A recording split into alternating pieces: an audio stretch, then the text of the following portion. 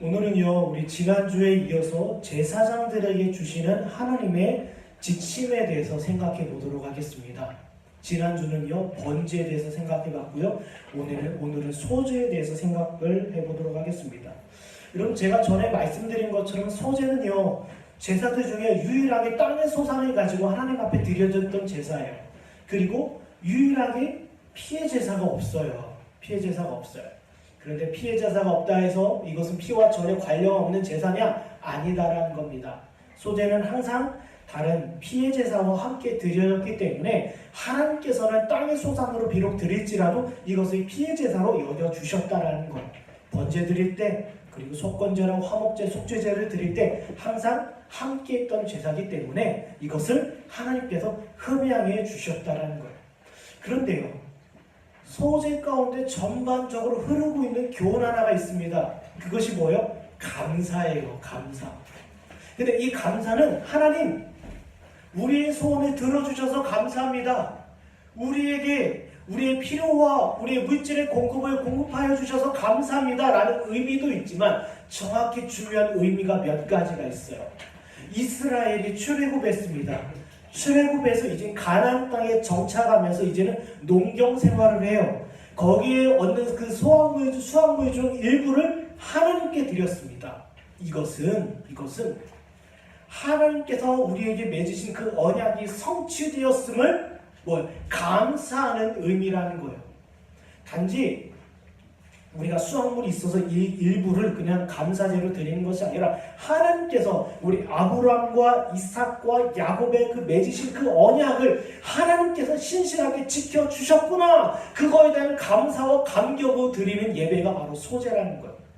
가나안 땅은요, 이스라엘에게 있어서 낯선 땅이 아니었습니다. 아브라함과 이삭과 야곱의 뼈가 묻힌 땅이었고요. 그리고 그들을 향한 하나님의 말씀과 언약이 살아있던 땅이었어요. 그 땅에 다시 이스라엘에게 허락하신 것은 그 언약을 성취하심에 대한 기쁨과 감사로 소제를 드렸다라는 거예요. 그리고 또 한 가지가 있습니다. 또 한 가지가 있는데요, 하나님 우리에게 일용할 양식을 주심에 감사합니다라는 의미예요. 일용할 양식에 대해서 보세요. 이스라엘이 출애굽을 했습니다. 출애굽. 그리고 광야를 지나왔어요.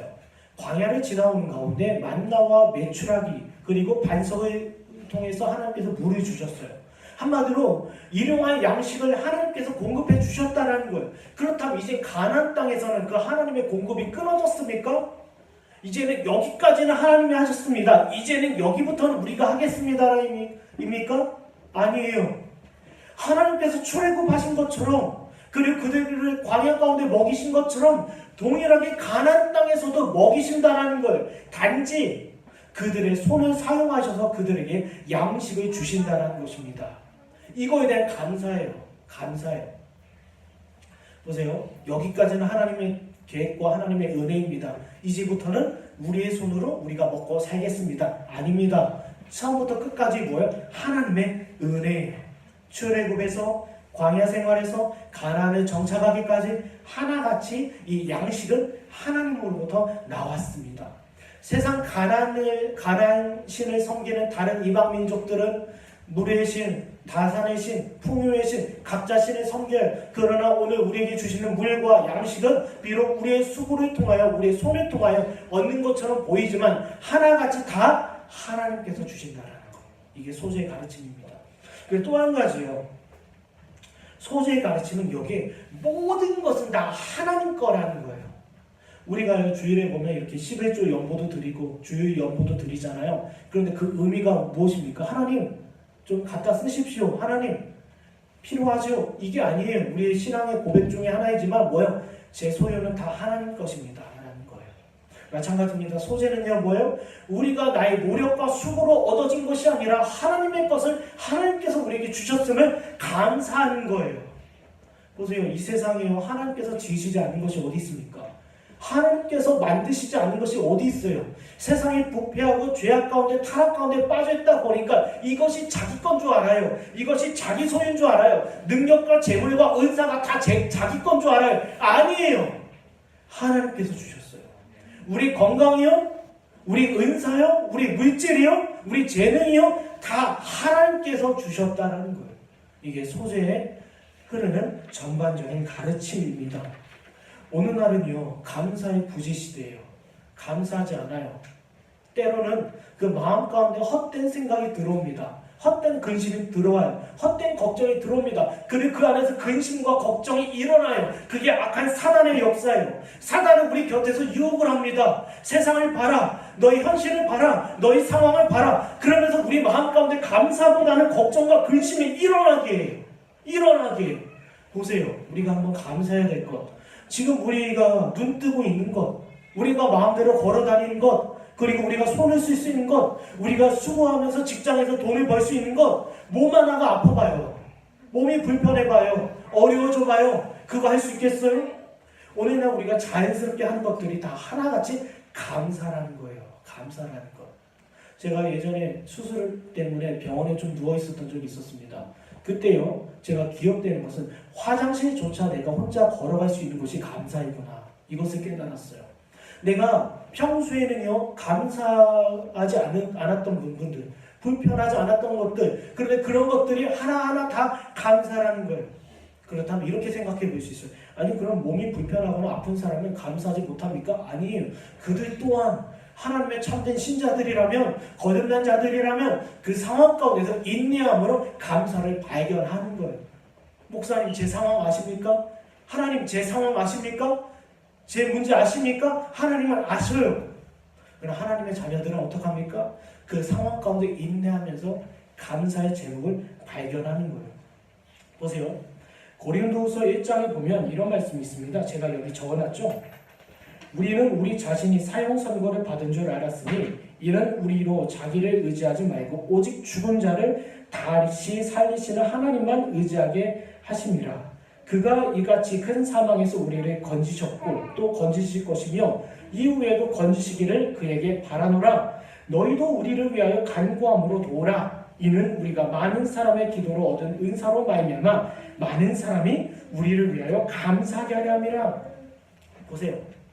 사도 바울과 그와 함께한 동역자들이 뭐라고 합니까? 지금 우리가 사형 선고 받았다라는 거예요. 우리가 이만큼 어렵다라는 거예요. 이만큼 수고하고 있다라는 거예요. 이만큼 고통스럽다라는 거예요. 마치 사형 선고 당한 사람처럼 있다라는 거예요. 그런데 사도 바울이 그 교회를 향하여 뭐라고 얘기합니까? 야, 봐라. 우리가 이와 같은 상황 가운데서 우리가 찾는 것이 있다. 뭐요? 감사예요. 감사. 교회요, 신자들이요, 우리의 상황 가운데 두려워하거나 염려하거나 걱정하지 말고 이 상황 가운데 감사의 제목을 찾아라. 이것이 사도 바울의 외침이에요. 마찬가지입니다. 오늘 우리가 소지를 통하여 기억해야 될 것이 있어요.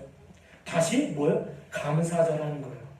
감사하지 않는 삶은, 우리 삶 가운데 불평과 불만이 가득한 삶은 마치 파도에 밀려 해안선으로부터 점점 멀어지는 상태예요. 네, 파도가 칩니다. 점점점 해안선으로부터 멀어져요. 위기죠. 우리가 감사하지 않는다는 것은 점점 파도에 밀려, 고통에 밀려, 세상 쾌락에 밀려 점점 하나님으로부터 멀어진다는 거예요. 그래서 2018년도가 2달밖에 남지 않았습니다. 그리고 새해가 시작이 돼요. 그렇다면 우리가 해야 될 것이 있습니다. 다시 우리의 삶과 우리 환경 가운데서 뭐에 감사의 제목을 찾는 거예요. 종교개혁 시대 때요, 수많은 사람들의, 수많은 믿음의 선배들이 피를 흘렸습니다. 그런데 그들이 감사했던 제목이 있어요. 한 가지입니다. 잘못된 가르침과 오류로부터 교회가 개혁이 되고 교회가 다시 깨어나고 잊혀졌던 진리를 다시 발견하는 것, 그걸로 말미암아 그들은 감사함을 삼았다는 거예요. 자녀가 죽임을 당하고 자기 이웃들이 죽임을 당하고 자기가 고통을 받는다 할지라도 그들이 감사했던 것은 수천 년 역사 가운데 로마 캐톨릭의 치하 가운데 묻혀있던 그 진리가 다시 발견되었다는 것, 이거 하나로 그들은 감사했다는 거예요. 그렇다면 우리는요, 고난 없는 사람 없습니다. 문제 없는 사람 없어요. 어려움 없는 사람 없습니다. 이 상황 가운데서 우리가 소재를 통하여 감사의 제목을 발견하는 저와 여러분이 되길 소원합니다. 우리 말씀 보도겠습니다. 여기 본문입니다. 본문 우리 14절에서 16절까지 말씀인데요. 우리 14절에서 16절까지 말씀인데 우리 본문 한번 읽도록 하겠습니다. 시작.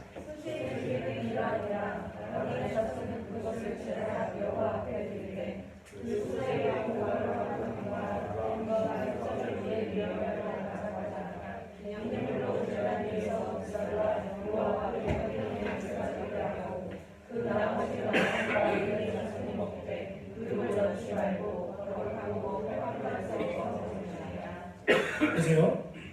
첫 번째는 소재에 대해서 이야기했습니다. 소재, 규례에 대해서 이야기하고 있는데 우리가 가장 먼저 감사해야 될 것은 무엇입니까? 하나님의 말씀이 저와 여러분의 귀에 들린다라는 거예요.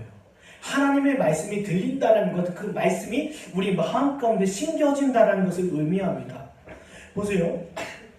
우리가 이 자리 가운데서 하나님의 말씀을 듣고 있다는 것 자체 은혜라고 생각해 보신 적 있습니까? 네, 이것이 우리의 감사의 제목이 될 수 있습니까? 어떻게 보면 우리가 익숙한 일이에요. 교회 나와서 말씀을 듣고 예배에 참여하고 하나님의 말씀을 듣는 것 어떻게 보면 우리에겐 익숙한 일이라 감사의 제목이 아닐 수 있어요. 그러나 이 또한도 왜 뭐예요? 감사의 제목이라는 거예요. 죄악 가운데 하나님의 진노의 자식으로 세상 가운데 세상의 탐욕 가운데 빠져있던 우리가 그 자리에서 건짐을 받아 하나님의 말씀을 듣고 있다는 것, 이것은 그 크신 은혜라는 거예요. 그 크신 은혜라는 거예요. 우리는 때로는 오류와 거짓된 가르침 혹은 이단에 빠져있는 사람들을 바라보면서 우리는 안타까워할 수 있어요. 때로는 분노가 일어날 수 있습니까? 그리고 마음에 어려움이 일어날 수 있어요. 그런데 우리는 거기에서도 감사의 제목을 발견해야 돼요. 야, 내가 그들과 같지 않고 내가 하나님의 말씀, 참된 말씀이 내 귀에 들려지는구나. 내 마음에, 내 귀에 익숙하구나. 내가 이 자리 가운데 나옴에 따라 하나님의 말씀을 들을 수 있다는 것이 얼마나 감사한 일인가. 그 양이 그 주인의 음성을 듣는 것만큼 감사한 일은 어디 있겠냐라는 거예요. 북한에 있는 성도들, 그리고 중국에 있는 지하교회 성도들, 그리고 핍박받는 지역의 사람들 얼마나 예배 한번 드리기 위해서 자기 생명을 내어놓아야 합니까? 그들은 그거에 있어서 감사함을 날마다 발견해요. 마찬가지입니다. 우리가 이 세상의 유혹과 정욕 가운데 빠지지 아니하고 대적 마귀가 우는 사자같이 삼킬 자를 찾고 있는 이때에 우리가 오류와 거짓된 가르침에 빠지지 아니하고 하나님의 말씀을 들을 수 있다는 것이 얼마나 감사한 일이라는 거예요. 여기 우리 한번 요한계시록 2장 한번 말씀 읽겠습니다. 제가 읽겠습니다. 귀 있는 자는 성령이 교회들에게 하시는 말씀을 들을지어다. 이기는 그에게는 내가 하나님의 낙원에 있는 생명나무의 열매를 주어 먹게 하리라. 보세요. 주님께서 교회들을 향해서 뭐라고 얘기하십니까? 귀 있는 자는 들을지어다. 우리가 하나님의 말씀을 들을 수 있는 귀가 있다는 것이 뭐예요? 감사라는 거예요. 그리고요, 이 듣는다라는 것은 저와 여러분을 어디로 안내합니까? 깨달음으로 인내해요. 깨달음으로 안내해요. 말씀이 우리에는 처음엔 딱딱한 말씀으로 들릴 수 있어요. 그러나 그 말씀을 듣는 가운데 우리 안에 믿음이 생겨요. 그 믿음으로 말미암아 깨달음이 있는 거예요. 내가 있는 자리가 똥밭이구나, 더러운 곳이구나, 죄악된 곳이구나. 그리고 그 믿음으로 말미암아 그 자리를 박차 일어난다는 거예요. 그게 깨달음이에요. 이게 은혜 아닙니까? 내가 있는 이 세상이, 내가 있는 이 자리가 더럽고 추악한 똥밭임을 알고도 머물러 있다면 그게 깨달음입니까? 깨달음이에요. 하나님께서 노아에게 방주를 만들라 하셨습니다. 그런데 그가 방주를 만들지 않고 여전히 세상 쾌락 가운데 젖어 있으면 그 사람이 깨달은 사람입니까? 아니라는 거예요. 하나님께서 말씀을 통하여 저와 여러분의 마음 가운데 비추어 보십니다. 우리가 말씀을 듣고 우리 마음 가운데 비추인 바 되고 그 마음 가운데 깨달음이 일어났다라는 것, 그런 깨달음이 일어나고 나서 그 자리를 박차고 일어나는 것, 이게 감사의 제목이라는 거예요. 아침에 눈을 떠서 일어나듯, 그리고 우리가 하나님의 말씀을 들으러 나오듯, 그리고 그 들은 말씀 가운데 우리 가운데 깨달음이 일어나고 내 삶과 내 현실이 하나님께서 원하지 아니한 삶에 대한 분별이 있다면 이만큼 감사한 일이 어디 있겠냐라는 거예요. 네, 어디 있겠냐라는 거예요. 오늘날 이 시간, 오늘 주일이죠. 이 시간에도 수많은 사람들이 예배의 자리로 나아갑니다. 근데 많은 사람들이 들으러 나와요. 이것도 감사의 제목이죠. 근데 듣는 가운데 그들의 심령 가운데 말씀이 깨어나고 말씀이 깨달아지고 일어나는 것만큼 기쁜 일이 어디 있겠냐라는 거예요. 감사한 일이 어디 있겠냐라는 거예요. 아브라함의 조카 롯이 있습니다. 그들은 소돔성에 살아갔어요. 소돔성에서 살아가고 있는데 어느 날 하나님의 천사가 그들에게 왔습니다. 그리고 천사들이 이렇게 얘기합니다. 곧 이 성이, 이 소돔이 망할 것이다라는 거예요. 그 말씀을 듣고 그는 어떡합니까? 그 자리를 깨어 나오는 거예요. 깨어 나오는 거예요. 여러분 생각해 보세요. 롯이 처음에 그 땅 소돔을 바라보았을 때는 그 땅은 어떤 땅이었어요? 여호와의 동산처럼 보이기도 하고 에덴처럼 보이기도 하고 그리고 애굽처럼 보였어요. 굉장히 보기 좋았다라는 거예요. 그런데 하나님의 말씀을 듣고 그 땅을 바라보는 시선이 바뀌었다라는 거예요. 비록 외적은 아름답고 에덴과 여호와의 동산처럼 보이지만 그 땅은 곧 하나님의 심판이 임할 땅이라는 것. 그것이 뭐예요? 깨달음이에요. 그리고 그 자리를 나와요. 요나 선지자가 니느웨를 향해서 하나님의 심판과 진노가 임했다라고 선포합니다. 그 말씀을 듣고 그들은 머물러 있습니까? 아니죠. 그 자리를 박차고 나오죠. 죄악된 행실을 돌이키죠. 더러움을 분별하죠. 이것이 바로 하나님께서 우리에게 주신 깨달음인데 이게 우리의 감사의 제목이 되어야 된다는 거예요. 보세요. 로마서 2장 16절. 곧 나의 복음에 이른 바와 같이 하나님이 예수 그리스도로 말미암아 사람들의 은밀한 것을 심판하시는 그날이라. 우리 귀에 복음이 들리고 말씀이 들리고 우리 삶 가운데 행실 가운데 분별이 일어나고 이것이 우리의 감사라는 거예요. 내가 주어진 삶 가운데 옳고 그름 하나님께서 기뻐하시는 것과 하나님께서 원치 않으신 것에 대한 분명한 이해가 있다는 것이 감사라는 거예요. 이것이 똥밭인 줄 알고 그 자리를 가까이 하지 아니하는 것, 이게 죄악된 길인 것을 깨닫고 가까이 하지 않는 것, 이것이 감사의 제목이라는 거예요. 우리가 본문으로 돌아가서 하나님께서 소재의 귤에 대해서 지침을 주십니다. 소재 가운데 넣어야 되는 것, 첨가해야 되는 것과 첨가하지 말아야 되는 것. 첨가해야 되는 것은 뭐예요? 기름과 유황입니다. 그리고 유향입니다. 첨가하지 말아야 되는 것은 뭐예요? 누룩이에요. 이와 같은 분별이 일어난 것만큼 감사한 일이 없다라는 거예요. 어떤 사람은요, 누룩을 집어넣어요. 그리고 어떤 사람은 여기에서 유향을 뺍니다. 그리고 여기에서 기름을 빼버려요. 분별을 못해요. 그러나 하나님께서 하나님의 자녀들에게 분명히 소재에 있어서 하나님께서 허락하신 것과 허락하지 않는 것을 분별케 하셔요.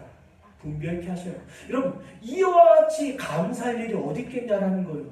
우리 삶 가운데 돌아봅시다. 우리가 하나님의 말씀이 들려지고 나서 그 말씀에 우리 양심을 깨웁니다. 이것은 하나님께서 기뻐하지 않는 일이야. 이것은 하나님께서 기뻐하시는 일이야. 하나님께서 원하시는 일이야. 이건 원치 않은 일이야. 선악을 알게 하는 나무의 시간은 따먹으면 안 돼. 그러나 생명나무의 시간은 먹어도 돼. 이와 같은 분별력이 있는 상태가 우리에게 감사라는 거예요. 오늘날 우리는 삶 가운데 여러 가지 모양으로 치여 살아가고 있습니다. 살아가고 있는 날마다 우리에게 요구되는 것은 분별이에요. 무엇이 하나님께서 원하시는 것인가? 무엇이 하나님께서 원하시지 않는 것인가? 모든 것을 성경은 이야기하지 않습니다. 모든 것을 이야기하지 않아요. 예를 들자면 기업을 하는 사람에게는요, 이중장부를 만들면 안 된다, 분식회계를 하면 안 된다 라는 말이 성경 구절이 있습니까? 성경에 나와 있습니까? 없어요. 그러나 우리는요, 탐심은 우상숭배라는 가르침을 갖고 있어요. 그러면 성경을 통하여 우리는 그 원리를 발견하는 거예요. 무엇이 하나님께서 기뻐하시는 것인지, 무엇이 하나님께서 기뻐하시지 않는 것인지, 이거에 대한 가르침이 우리 마음 가운데 깨달음으로 오고 우리 양심을 향하여 소리치는 외침이 되는 건 감사할 일이라는 거예요. 여러분 삶 가운데요, 무엇이 오류이고 무엇이 참된 가르침이고 무엇이 진리이고 무엇이 비진리에 대한 이해와 깨달음이 있다는 것, 우리가 하나님 앞에 마땅히 감사해야 될 제목이라는 것입니다. 여기 로마서 12장 2절에 이런 말씀이 있네요. 너희는 이 세대를 본받지 말고 오직 마음을 새롭게 함으로 변화를 받아 하나님의 선하시고 기뻐하시고 온전한 뜻이 무엇인지 분별하도록 하라. 이게 우리의 감사의 제목이라는 것입니다. 그렇다면 두 번째 있습니다. 두 번째, 우리 본문 17절에서 18절까지 한번 읽어보도록 하겠습니다. 본문입니다. 읽겠습니다. 시작. 이는 나의 화생을 중에서 내가 그들에게 주어 그들의 수를 되게 하는 것이라.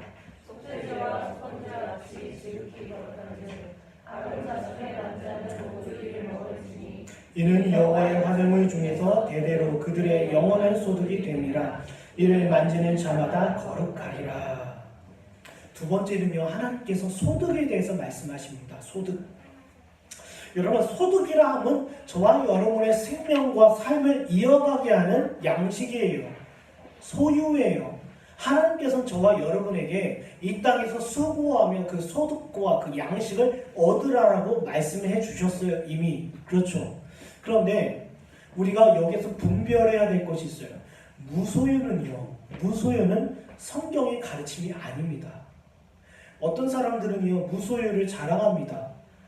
그리고 무소유를 굉장히 거룩하고 더 경건한 것처럼 포장하여 드러냅니다. 나 무소유의 삶을 삽니다. 하나님께서 만나와 메추라기를 주신 것 같이 나를 먹이시고 입히시고 돌보십니다. 맞아요. 그러나 그 또한도 하나님께서 사람이라는 손길을 통하여 주시는 도움이라는 거예요. 보세요. 우리는요, 만나와 메추라기로 공급하시는 하나님의 은혜와 자비를 우리는 기대할 때가 있어요. 이것을 무소유라고 합니다, 사람들은. 그런데 이것은 일반적인 방법이 아니에요. 그렇게 따지면 이스라엘을 가나안 땅에서도 여전히 만나와 메추라기로 먹이셔야 돼요. 그런데 하나님께서는 그렇게 하지 않으셨어요. 이것은 일반적인 방법이 아니라는 거예요. 기억하십시오, 여러분. 무소유는요, 성경적인 것이 아닙니다. 성경적인 것이 아닌데 잠언 28장 19절에 이런 말씀이 있습니다. 자기의 토지를 경작하는 자는 먹을 것이 많으려니와 방탕을 따르는 자는 궁핍함으로 많으리라. 예수님께서요, 오병이어 기적을 보여주셨습니다. 그리고 제자들에게 야, 앞으로는 오병이어의 기적을 기대하며 살아가라 라고 하셨어요? 아니에요. 그리고 때로는 이런 일이 있었습니다. 예수님께서 이제는 성전세를 내야 돼요. 성전세를 내야 되는데 성전세가 없으니까 베드로에게 야, 가서 물고기 한 마리를 잡아와라. 그 물고기 뱃속에 성전세 그 동전이 있을 것이다. 그걸 갖다 내라 라는 말씀을 주셨어요.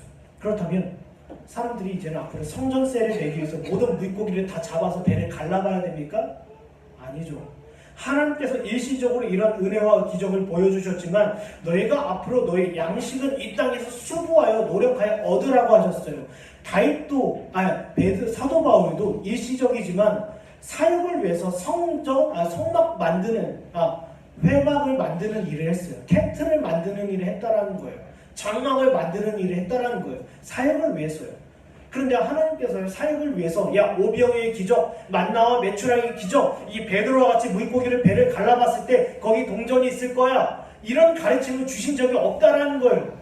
그런 기적과 이적을 통하여 그 가운데 있는 하나님의 교훈과 메시지를 찾으라 하셨지, 이 기적과 이적을 바라보면서 무소유의 삶을 살라고 하신 적이 없다라는 거예요. 이 제사장들이요, 소재 가운데 화제물을 통하여 양식을 얻습니다. 그것은 하나님께서 그들에게 주신 거예요. 저와 여러분이 직장 생활하고 있습니다. 목회자는 그 교회에서 목양지에서 주는 사례를 봤습니다. 그리고 성도들은 각자 일터 가운데 부르심을 받아 수고하고 그 양식을 얻어요. 소득을 입어요. 그런데 이것이 바로 하나님께서 원하시는 방법이라는 거예요. 그리고 제가 앞서 말씀드린 것처럼 하나님, 제가 노력해서 제가 수고해서 얻었는데 왜 하나님께 감사해야 됩니까? 아니라는 거예요. 내가 직장 생활을 하던, 내가 주의 종이든 사역자이든 상관없이 오늘의 우리에게 양식과 소득을 주시는 것은 다 하나님의 것을 주시는 거예요. 비록 우리의 손과 우리 발을 빌려 주시는 것이지만 뭐예요? 근본적으로 하나님께서 주시는 거예요. 이 화재물 누굴 겁니까? 이 소재재물 이거 누구 거예요? 하나님 거예요. 하나님의 것을 그 제사장들에게 그 소득으로 양식으로 삼으라는 것은 이와 같습니다. 저와 여러분이 살아가는데 얻는 것, 그것은 다 하나님의 것으로 저와 여러분에게 나눠주신다는 거예요. 아니요, 제가 노력해서 제가 월급 타서 사는데요? 아니라는 겁니다. 우리의 수고와 노력으로 얻는 것이 아니라 저와 여러분의 손과 발을 빌려서 하나님께서 주신 거예요. 그래서 우리는 마땅히 감사해야 된다는 겁니다. 지금 여기서요, 하나님의 거룩한 것을 여러분 삶 가운데 나눠주고 계셔요. 기억하세요? 나의 은사, 나의 달란트, 그리고 나의 직장 생활, 그리고 내가 어떤 기업에 취업했어요. 어떤 직장에 들어갔어요. 하나같이 다 하나님께서 주신 거예요. 그래서 우리는 여기서 감사해야 돼요. 왜요? 불평하지 마십시오. 불만을 가지 마십시오. 적다 하지 마십시오. 다 하나님께서 주신 것입니다. 하나님의 거룩한 것입니다. 그러나 이와 같은 가르침을 거부하는 사람들이 있어요. 아직 거듭나지 아니었던가 여전히 세상의 쾌락과 세상의 즐거움 가운데 빠져있는 세상의 사람들은 어떠합니까? 자기가 먹는 것, 자기가 얻는 것, 자기의 소득을 다 자기 걸로 여겨요. 그래서 때로는 이 자기 것을 부풀리기 위해서 불법한 일, 부정한 일을 행해요. 이 불법한 일과 부정한 일을 통하여 점점점 자기 배를 불려요. 그리고 자기 재산을 불려요. 그러나 우리는 기억해야 합니다. 하나님께서 주신 거예요. 하나님께서 주신 거기 때문에 우리는 족한 은혜로 누리며 살아가야 되고 하나님 앞에 마땅히 감사해야 되며 하나님의 거룩한 것이라는 거예요. 결코 우리는 우리의 배를 불리기 위해서 우리가 더 나은 삶을 위해서 불법한 일, 부정한 일에 손을 내면 안 된다는 것입니다. 여기 우리 한번 말씀 볼까요? 로마서 1장 25절입니다. 이는 그들이 하나님의 진리를 거짓의 것으로 바꾸어 피조물을 조물주보다 더 경배하고 섬김이라 주는 곧 영원히 찬송할 이시로다. 시대가 타락할수록요 사람들은 부패하고 부정한 방법으로 양식을 삼으려고 합니다. 하나님께서 주신 것이 아니라 우리가 얻는 것으로 여깁니다. 하나님의 거룩한 것이 아니라 우리의 것으로 여겨 살아갑니다. 마치 거라사인 지방에 있었던 사건과 같습니다. 여러분, 이스라엘 유대인들은요 원래 돼지를 가까이 하면 안 됩니다. 하나님께서 이미 율법을 통하여 부정한 짐승이라고 여겨주셨어요. 그런데 이 부정한 짐승을 그들은 가까이 하면 안 됐어요. 그런데 이 돼지 치는 것이 돈이 되니까 가까이 했다라는 거예요. 하나님께서 금하신 일임에도 불구하고 그들의 소득과 그들의 이익을 위하여 취했다라는 겁니다. 그런데 하나님께서는 이와 같은 것을 기뻐하지 않으셔요. 기뻐하지 않으시고 저와 여러분에게는 하나님께서 각자 일터 가운데 주신 거룩한 일이 있고요. 거룩한 양식이 있고 거룩한 소출이 있다는 거예요. 여기서 우리가 이제는 감사해야 되는 것 불평하지 마십시오. 소득이 적다 하지 마십시오. 그리고 모든 것이 다 하나님의 거룩한 것입니다. 그리고 부정한 방법으로 부당한 이득을 취하지 마십시오. 예, 보세요. 지금 여기서 굶주린 사람 있습니까? 밥을 못 먹는 사람 있어요? 양식이 없어 굶주려 있는 사람 있습니까? 없어요. 그럼 우리는 어떻게 해야 됩니까? 하나님 앞에 감사해야 돼요. 하나님, 주님께서 거룩한 양식을 우리에게 주시니 감사합니다. 우리가 땀 흘려 수고하는 기업이 있음을 감사합니다. 우리에게 주어진 땅이 있음을 감사합니다. 이런 자들에게, 이와 같은 하나님의 자녀들에게 무엇이 있습니까? 무엇이 있어요? 하나님의 영원한 소득, 하나님의 영원한 나라, 하나님의 영원한 생명이 있다는 것이에요. 장로님 죄송한데 이거 좀 꺼주시겠어요? 네, 꺼주시겠어요? 보세요. 저와 여러분의 삶 가운데 내가 이 땅에 살아가면서 나의 소득을 얻으려고 해요. 할 수만 있으면 돈을 얻으려고 합니다. 부당한 방법, 부정한 방법, 이웃의 것을 탐하여 살아갑니다. 탐하여 제물로 삼아 살아가요. 그런데 이런 사람들 영원한 나라의 소득을 바라볼 수 있겠습니까? 하나님의 나라를 기대할 수 있겠어요? 영원한 생명을 기대할 수 있겠습니까? 기대 못한다는 거예요. 저와 여러분 비록 밭의 소출이 적다 하더라도 우리의 소떼가 없을지라도 양떼가 없을지라도 우리가 먹고 사는 문제에 있어서 우리가 양식이 적을지라도 우리는 이것을 하나님께서 주시는 거룩한 것이고 족한 은혜로 감사하며 살아가는 자들, 그 사람들에게는 하나님의 영원한 나라의 소득이 임할 것이고 영원한 생명을 얻은 자들이라는 거예요. 그래서 우리는 불평하지 않습니다. 적다 불만을 갖지 않습니다. 우리 족한 은혜로 감사한다는 것입니다. 마지막 세 번째입니다. 마지막 세 번째인데요. 우리 마지막 세 번째 우리 19절 19절에서 21절까지만 읽겠습니다. 19절에서 21절까지만 읽겠습니다. 본문입니다. 읽겠습니다. 시작. 여호와께서 모세에게 말씀하여 이르시되 아론과 그의 자손이 기름부음을 받은 날에 여호와께 드릴 일어나리라. 고기가 50분의 1 알바를 한 사람들이는 소재물로 삼아 그 절반은 아침에 절반은 저녁에 드리되 그것을 기름으로 반죽하여 철판에 굽고 기름에 적셔 썰어서 수제로 여호와께 드려 향유로 대접하게 하라. 여기까지 하겠습니다. 선생님 마지막에는요 하나님의 기름 부음에 대해서 우리가 감사해야 된다는 거예요. 첫 번째, 두 가지에 대해서 생각해 봤습니다. 앞에서는요. 첫 번째는 우리가 하나님의 말씀을 왜 이렇게 분별하고 하나님의 말씀을 듣고 깨달을 수 있는 귀와 마음이 있다는 것을 우리는 감사하는 것. 그리고 두 번째는 하나님께서 우리에게 주신 소득은 하나님의 거룩한 것으로 여기게 하시고 그리고 부정하거나 부당한 방법을 사용하지 아니하며 늘 족한 은혜로 감사하는 것. 이것이 이 소득이 우리에게 감사의 제목이 될 수 있다는 것입니다. 그리고 마지막 세 번째, 우리는 기름 부음에 대해서 생각해 봐야 된다는 것인데 보세요. 기름 부음은 어떤 의미가 있습니까? 하나님의 임명장이에요. 내가 너를 불렀다라는 거예요. 내가 너를 지명하였다라는 거예요. 제가 전에도 말씀드렸지만 제사장, 왕, 선지자들에게 하나님의 기름 부음이 임했습니다. 이들은 나의 것이고 이들은 나의 소유이며 내가 직접 임명한 사람들이라는 거예요. 마찬가지입니다. 여기 기름 부음을 받은 제사장들은 기름 부음을 받은 성도들 그리고 목회자들을 이야기하는데 이 기름 부음은 과연 뭐냐는 거예요. 그래요. 맞아요. 하나님께서 부르셨고 하나님께서 인정하셨고 하나님께서 기뻐하시는 것인데 이 기름 부음의 의미는 무엇이냐는 거예요. 어떤 사람들은요. 이 기름 부음을 성령 세례라고 얘기합니다. 성령 세례. 여러분 성령 세례 받으셨습니까? 성령 세례 받으셨어요? 여러분 성령 세례 딱 받았다는 것은 그럼 성령 세례가 뭐지? 이걸 또 어디에서 추가적으로 받아야 되냐? 여러분 우리가 말하는 성경에서 말하는 성령 세례라는 것은 거듭남이에요. 주님께서 저와 여러분의 창세전에 부르시고 그 자녀들에게 성령의 유효한 역사를 일으키셨어요. 그 유효한 효과 있는 그 역사는 무엇입니까? 우리가 주님의 말씀을 듣고 회개하며 그 믿음에 일어나며 그 삶 가운데 거룩한 성화의 삶을 살아가는 것, 이것이 성령의 유효한 역사예요. 제가 목회 서신 가운데 계속 이야기했죠. 성령의 유효한 역사예요. 다른 기름 부음이 필요 없습니다. 성령 세례가 필요 없어요. 이미 저와 여러분의 심령 가운데 거듭난 자랑을 성령께서 내주하고 계셔요. 그런데 어떤 이들은 거듭남이 필요한 거 맞다. 그러나 추가적으로 두 번째 세례가 필요한데 이게 성령 세례라는 거예요. 성령 세례.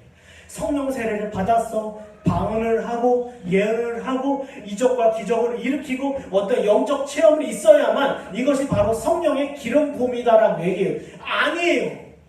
성경 어디에서는 두 번째 세례가 필요하다고 이야기 잘 않아요. 여러분 진정한 성령 세례라는 것은 성령의 유효한 역사로 성령께서 그 영혼을 거듭내게 하고 중생케 위한 하나님의 사역인데 그 사역이 여러분 마음 가운데 여러분의 중심 가운데 있다라는 거예요. 이것을 우리는 감사해야 된다는 거예요. 주님께서 무슨 말씀하십니까? 빌립보서 1장 3절 6절에 보면 내가 너희를 생각할 때마다 나의 하나님께 감사하며 간구할 때마다 너희 무리를 위하여 기쁨으로 항상 간구함은 너희가 첫날부터 이제까지 복음을 위한 일에 참여하고 있기 때문이라. 너희 안에 착한 일을 시작하신 이가 그리스도의 예수의 날까지 이루실 줄 우리는 확신하노라. 왜 감사한다고 되어 있어요? 지금 사도 바울은요. 그들 심령 가운데 착한 일을 시작했다는 거. 이게 뭐예요? 기름 부음이에요. 성령의 유효한 사역이에요. 어떤 영혼을 바라볼 때 우리가 감사해야 되는 것은 어떤 교회를 바라보고 어떤 성도들을 바라볼 때 우리가 감사해야 되는 것은 그 영혼이 육신적으로 잘 되고 범사에 잘 되는 건 그런 제목이 아니라 그들의 심령 가운데 성령의 역사가 있다는 것이 우리의 교회의 자랑이고 감사의 제목이 되어야 된다는 거예요. 주에 대해서 겸손한 태도가 있고 날마다 자기 자신을 부인하고 하나님의 말씀을 붙잡고 날마다 묵상하며 그 말씀대로 순종하는 삶이 우리 자랑이자 기쁨이자 감사의 제목이라는 거예요. 사랑하는 여러분, 시편에 보면 시편 51편에 보면 다윗의 기도가 나와 있습니다. 시편 한번 볼까요? 제 교환에 쓰진 않았어요. 시편 51편입니다. 우리 한번 찾아볼까요? 시편 51편에 보면 다윗의 절규가 나와 있어요. 시편 51편에 보면 제가 읽겠습니다. 12절입니다. 12절에 보면 2절부터 한번 볼까요? 제가 읽겠습니다. 2절과 3절.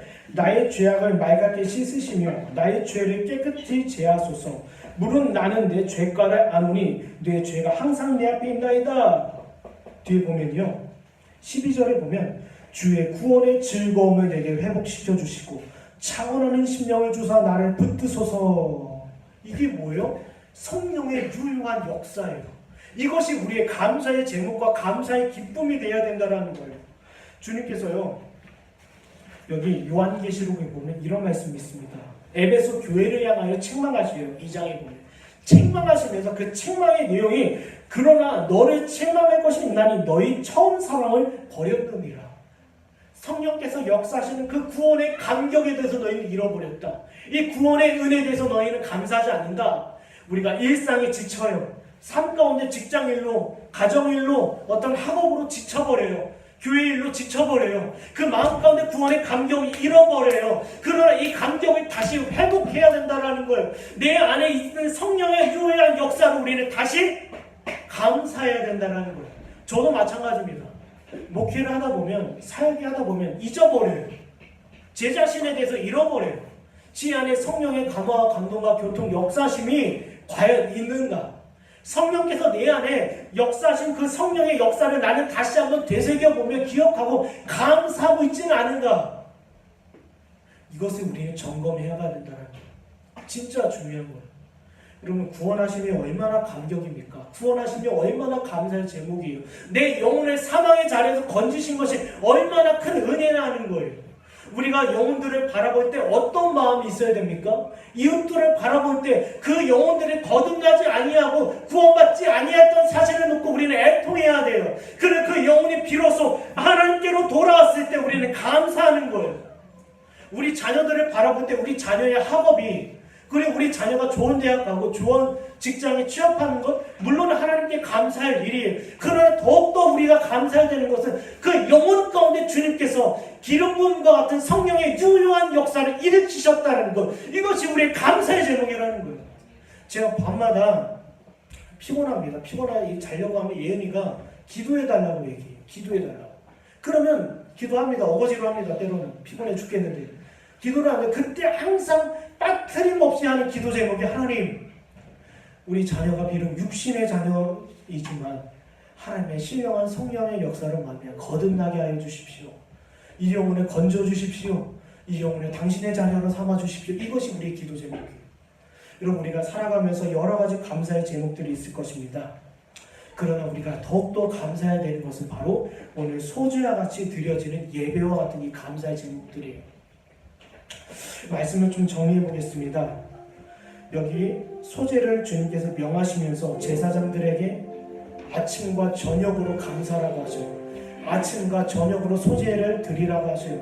이는 저와 여러분의 삶이 아침에서부터 저녁에 이르기까지, 그리고 우리가 우리의 일상이 하나님 앞에 늘 감사하고 감격하는 삶을 살아가는 거예요.